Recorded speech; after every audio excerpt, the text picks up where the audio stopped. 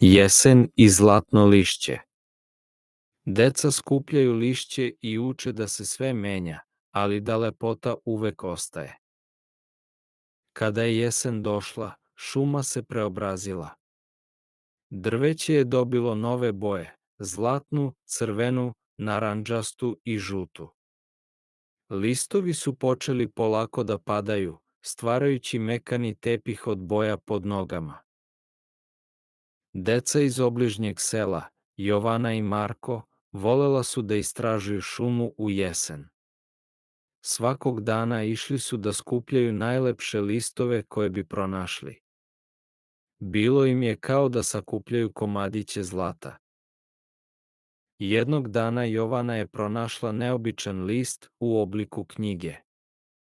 Gle, Marko, povikala je. Ovaj list izgleda kao mala knjiga. Možda nam želi nešto da ispriča. Deca su odnela list baki Milevi, najstarijoj osobi u selu. Baka Mileva se nasmešila kada je videla list. O, kako lep list, rekla je. Podseća me na priču o promenama u prirodi. Baka Mileva je ispričala deci priču. Listovi padaju da bi napravili prostor novom životu. Kada padnu na zemlju, postaju hrana za drveće, koje će sledećeg proleća opet imati nove listove. Tako se ciklus ponavlja. Inspirisani bakinom pričom, Jovana i Marko odlučili su da naprave umetničke radove od lišća. Pravili su kolaže, slike i čak male skulpture. Svako delo je pričalo priču o lepoti promena.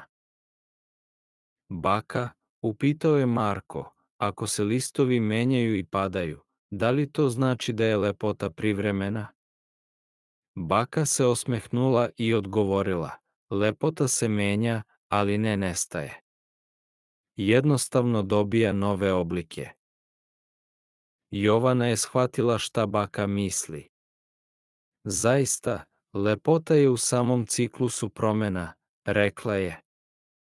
Proleće ima lepotu cvetanja, leto zrelosti, jesen boja, a zima mir. Svako doba ima svoju lepotu. Deca su odlučila da vode jesenji dnevnik.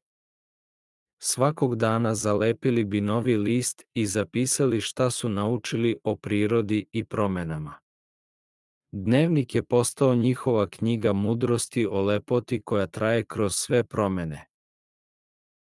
Jovana i Marko podelili su svoje otkriće sa drugom decom u selu. Organizovali su izložbu svojih umetničkih radova od lišća i pričali o lepoti promena. Sva deca su počela da gledaju na jesen novim očima. Kada je pao prvi sneg i prekrio lišće, Jovana i Marko nisu bili tužni. Znali su da će se lišće vratiti sledećeg proleća. Umesto toga, divili su se lepoti snega i čekali nove avanture koje će zima doneti. Hvala vam što ste pročitali priču Jesen i zlatno lišće.